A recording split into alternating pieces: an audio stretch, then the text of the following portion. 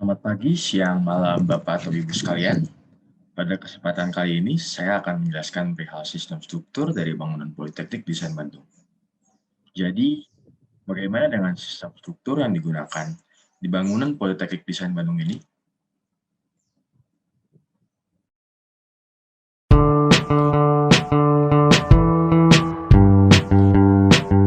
I see you at the movies. I see you with your lipstick on. I'm looking out for cosmos. I'm hoping that we'll get along. It's time for renovation. It's time for us to make a change. It's time for a Chinese. Bangunan ini merupakan bangunan tinggi atau berlantai banyak yang difungsikan sebagai bangunan akademik. Dalam hal ini Politeknik yang terdiri dari 3 jurusan yaitu arsitektur, desain interior, dan DKV. Mengusung konsep tingkatan atau jenjang pendidikan yang diabstraksikan dengan masa bangunan yang semakin tinggi dan disesuaikan dengan zoning fungsinya. Dengan tiap tingkatan dibold atau diperjelas dengan masuk dan keluar selang-seling. Terletak di Jalan Wastu Kencana dengan luasan tapak 5.045 meter persegi dan luasan bangunan 10.079 meter persegi, terdiri dari 12 lantai bangunan dengan 2 lantai basement dengan tinggi total bangunan 43,75 meter.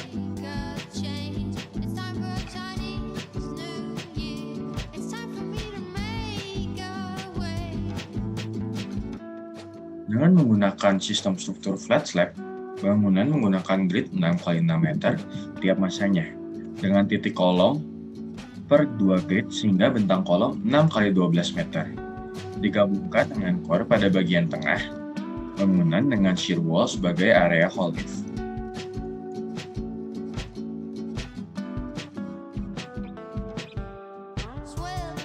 Dengan menggunakan flat slab, maka material yang digunakan adalah beton konvensional, sehingga konsekuensinya adalah pembesaran dimensi kolom struktur.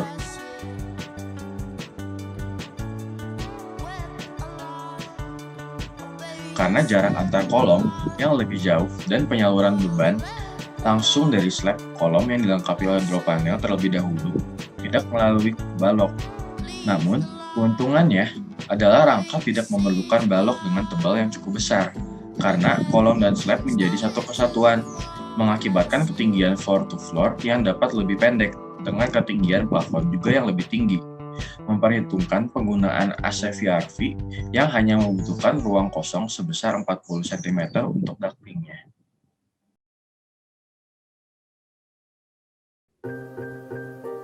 Spek material sendiri, pada bangunan menggunakan talang horizontal PVC dengan lebar 45 cm dan tinggi 20 cm. Lalu talang vertikal pipa PVC dengan dimensi 8 inci. Lalu ada rangka plafon galvanis wire 5 mm.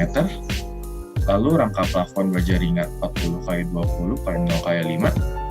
Dinding bata ringan 56 kg per meter persegi dan kaca 5,14 kg per meter persegi beratnya. Lalu untuk plafon sendiri menggunakan lamber sharing kayu dan plafon gipsum 120 x 240 x 9 mm. Untuk plafon lamber sharing kayu sendiri itu dimensinya 200 x 100 x 10 dengan rangkanya menggunakan rangka kayu.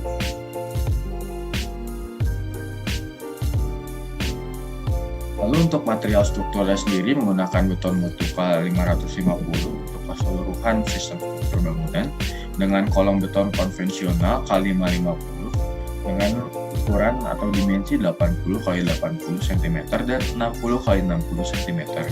Lalu untuk ketebalan flat slab sendiri dapat dilihat tebal 25 cm dengan menggunakan pondasi borpel K550 juga yang 4 tiang dengan diameter 40 cm dan 2 tiang dengan diameter yang sama yaitu 40 cm.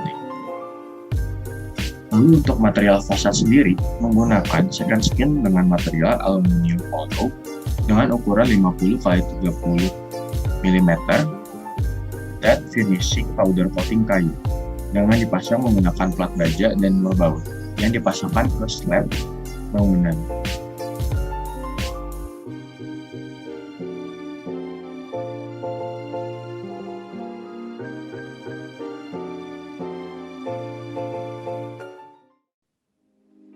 Untuk perhitungan dimensioning kolom struktur sendiri, diambil beban rata-rata per lantai, yaitu 1.200 kg per meter persegi dari lantai basement hingga lantai 9, lalu 1.000 kg per meter persegi dari lantai 10 dan lantai 11, sehingga didapatkan dimensi demikian. Dari dimensi yang didapatkan dari proses perhitungan dimensioning kolom, diambil ukuran kolom dari lantai basement hingga lantai 3 sebesar 80 x 80 cm, dan dari lantai 4 hingga lantai 11 sebesar 60 cm, dengan menggunakan mutu beton yang sama yaitu K550. Dari total beban yang didapatkan per titik kolom, maka didapatkan fondasi work pile 4 tiang dengan diameter 40 cm dengan menggunakan mutu beton K550 pada masa tower. Sedangkan pada masa podium sendiri, yaitu podium bagian workshop dan bagian aula, menggunakan fondasi work pile 2 tiang dengan spesifikasi yang sama.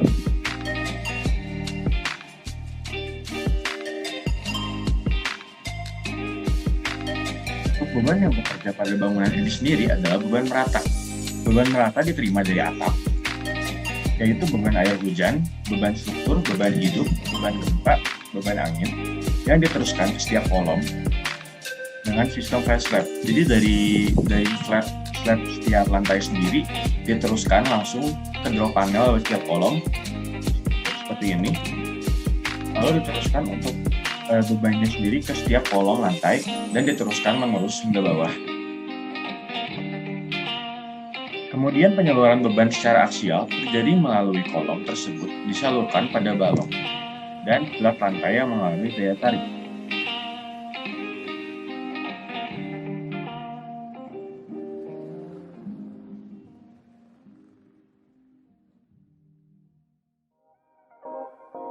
Kemudian, penyaluran beban secara aksial terjadi melalui kolom tersebut yang disalurkan dari flat slab ke drop panel lalu ke kolom secara langsung yang mengalami gaya tarik pada bagian tersebut.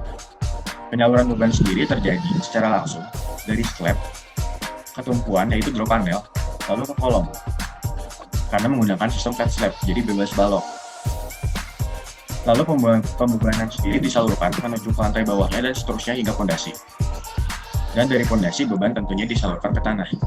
Untuk jenis beban sendiri yang bekerja pada bangunan, yaitu adalah beban mati, yaitu beban struktur seperti kolom, slab, acian penutup lantai, dinding bata ringan dan kaca, pintu, kusen, jendela, rangka plafon, lalu ada coating, second skin sebagai elemen bangunan, yaitu elemen struktur dan elemen arsitektural.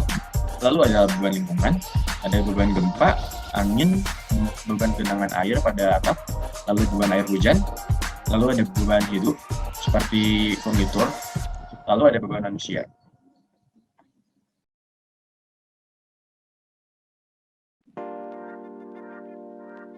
Untuk sistem pada bangunan ini sendiri itu sistem core dan wall-nya adalah beban dari setiap lantai disalurkan, yang tadi sudah disebutkan, disalurkan secara langsung dari plat ke kolom menerus ke bawah secara aksial tanpa penyaluran beban ke balok karena menggunakan sistem flat slab. Sehingga tebal slabnya sendiri menjadi agak tebal yaitu 25 cm.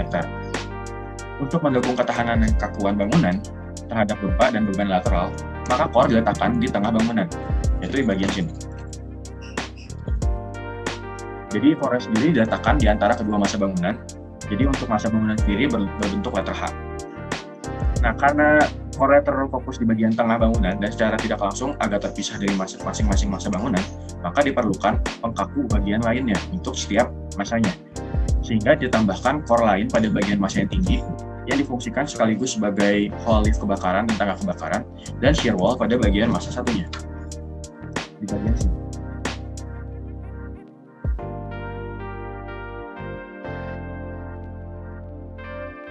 Untuk kesimpulan dari sistem struktur Politeknik Desain Bandung sendiri, karena ia menggunakan flat slab, tentunya floor ke floor tiap lantai menjadi lebih efektif dengan ketinggian plafon yang dapat menjadi lebih tinggi karena tidak terdapat balok di bagian bawah slab. Namun untuk kerugiannya sendiri adalah cost yang akan menjadi lebih mahal dikarenakan tebal slab yang jauh lebih tebal, bahkan lebih dari 2 kali lipat dari slab yang biasa, yaitu 12 cm. Di sini untuk kasus ini tuh flat slabnya sendiri setebal 25 cm. Namun, kerugian tersebut dapat terbayarkan jika dibandingkan dengan hal-hal lainnya seperti bentangan kolom yang mencapai 12 meter, yang jika digunakan sistem rigid seperti biasa dan menggunakan baloknya sendiri akan sangat tebal sekali.